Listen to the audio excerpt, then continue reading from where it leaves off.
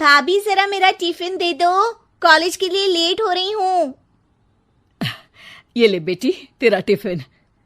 तभी रमन भी वहां आ जाता है। माँ, तुम अकेले ही सारा काम क्यों कर रही हो? प्रतिज्ञा कहाँ है? तुम्हें उसकी फिटनेस का तो पता है ना, बैकयार्ड में एक्सरसाइज कर रही है। फिटनेस और एक्सरसाइज वगैरह ठीक है, लेकिन उसे घर के काम में तुम्हारी मदद भी तो करनी चाहिए। अरे ठीक है, सीख जाएगी। जब तक मैं हूं तुम्हें किस बात की फिक्र, हाँ? इसके बाद रमन और उसकी बहन दोनों घर से निकल जाते हैं और सास घर के कामों में व्यस्त हो जाती है। वहीं दूसरी तरफ प्रतिज्ञा अपनी एक्सरसाइज पूरी करके थकी हुई गार्डन में ही बैठ जाती है। आज तो पूरे 2.5 घंटे एक्सरसाइज कर ली। Now I am tired. थोड़ी देर आराम करके फिर शाम को योगा करूंगी। प्रतिज्ञा अपने कमरे में जाकर सो जाती है। सुबह से शाम हो जाती है। रमन और रेखा भी घर वापस आ जाते हैं, पर प्रतिज्ञा अभी तक कमरे से बाहर नहीं निकलती, जिस पर एक बार फिर अपनी माँ को अकेले काम करते हुए देखकर रमन उनसे कहता है, माँ, तुम हर समय अकेले काम में लगी रहती हो। आखिर प्रतिज्ञा पूरा दिन करती क्या है? बेटा, वो थक कर आराम कर रही है, आ जाएगी। तुम हाथ मुंह धोकर डिनर करने आ जाओ। रमन बिना कुछ बोले वहां से चला जाता है। थोड़ी देर बाद वो सब डिनर करने बैठते हैं। तभी प्रतिज्ञा भी वहां आ जाती है और डिनर में बने खाने को देखकर बोलती है, मम्मी ये क्या, सब कुछ तला भुना बनाया है। ऐसा खाना आप सब और मेरी हेल्थ के लिए कितना खराब है। प्रतिज्ञा, तुम खुद कभी माँ की मदद करती नहीं और ऊपर से खाने में नुक्स निकाल रही हो। अरे बहू, हम सबकी हेल्थ के बारे में ही तो सोच रही है। बहू, मुझे ना वो डाइट वाला और बिना घी तेल का खाना बनाना आता नहीं। कुछ नहीं होता मम्मी, वो भाभी बना लेगी। आखिर इतनी फिटनेस फ्रीक है, डाइट फूड बनाना भी जरूर आता होगा। वो सब डिनर करके सोने चले जाते हैं। अगली सुबह फिर हमेशा की तरह प्रतिज्ञा अपनी एक्सरसाइज और योगा करने लगती है और उसकी सास घर का सारा काम, जिसे करते हुए अचानक उनकी तबीयत खराब हो जाती है और सीने में दर्द शुरू हो जाता है। मर गई बहू। रमन, अरे कोई तो सुनो। और इसी बीच वे बेहोश हो जाती हैं। सास की आवाज सुनकर प्रतिज्ञा और उसका पति भागते हुए रसोई में आते हैं, जिसके बाद उन्हें लेकर अस्पताल जाते हैं। डॉक्टर प्रतिभा की सास का चेकअप करके कहते हैं, अरे इनका कोलेस्ट्रॉल लेवल तो बहुत हाई है और दिल भी कमजोर होता जा रहा है।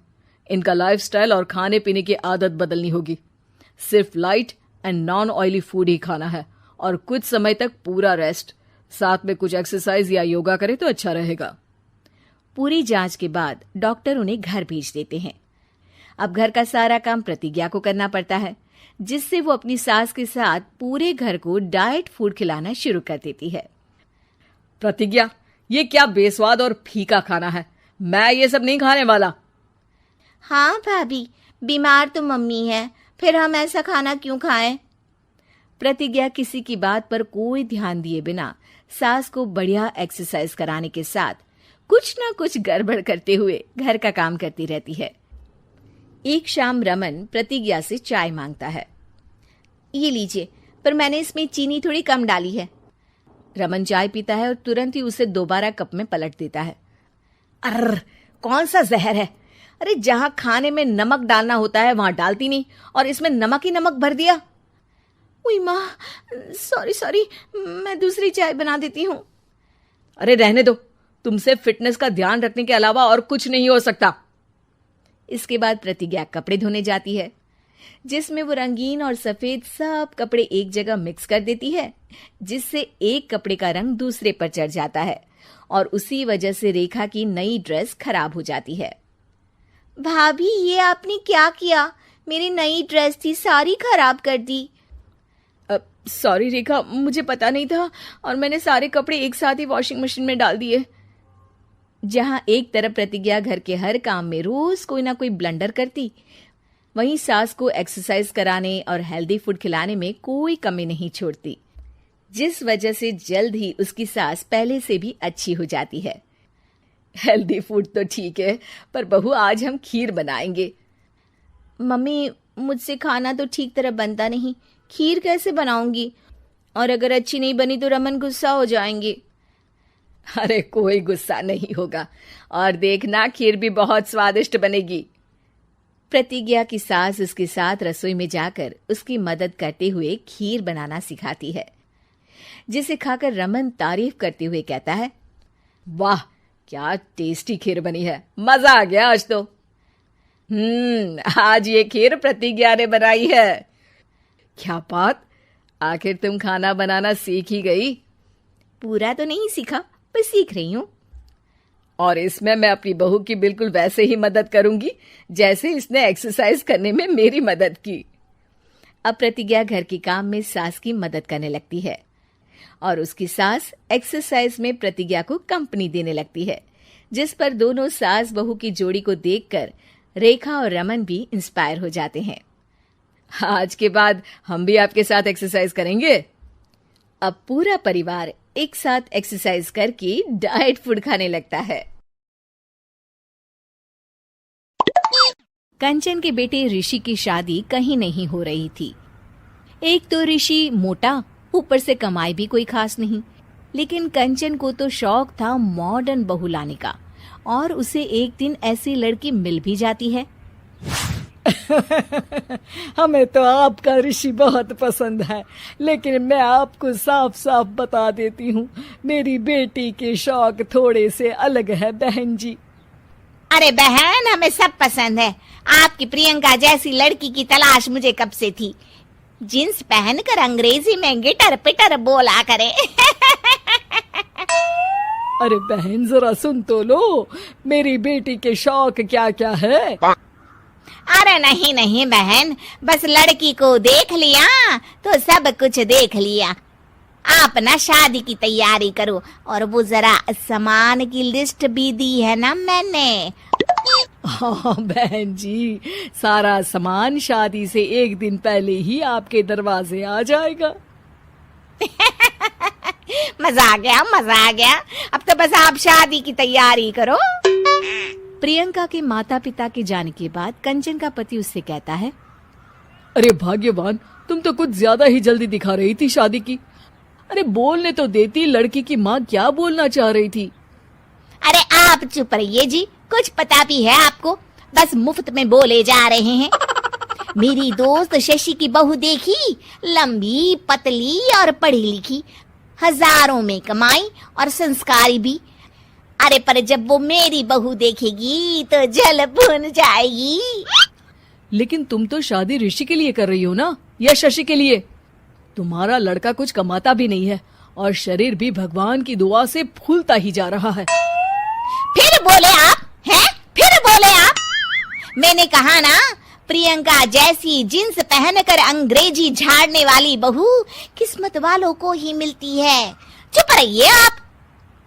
पति के लाख कहने पर भी कंचन ऋषि की शादी प्रियंका से करवा देती है, लेकिन प्रियंका जैसे ही घर में आती है वैसे ही जोर जोर से चिल्लाकर नाचने लगती है। आज मेरे यार की शादी है, आज मेरे यार की शादी है, अरे नाचो मां नाचो। आज मेरे यार की शादी है। कंचन, उसका पति और ऋषि ये देखकर हैरान रह जाते हैं। लग रहा है बहू को शादी की बड़ी खुशी है। हाँ हाँ, बहू क्यों नहीं, हम भी नाचेंगे। अरे नाचो नाचो जी, मुंह क्या देख रहे हो, चलो चलो नाचो, बहू कह रही है। कंचन ये कहकर प्रियंका के साथ नाचने लगती है। ऋषि और उसके पिता वहां से चले जाते हैं। अगले दिन कंचन अपनी सहेलियों को प्रियंका से मिलवाने के लिए घर बुलाती है, जहाँ शशि भी आती है। अरे शशि, कैसी हो? मैं ना तुम्हें प्रियंका से मिलवाती हूँ।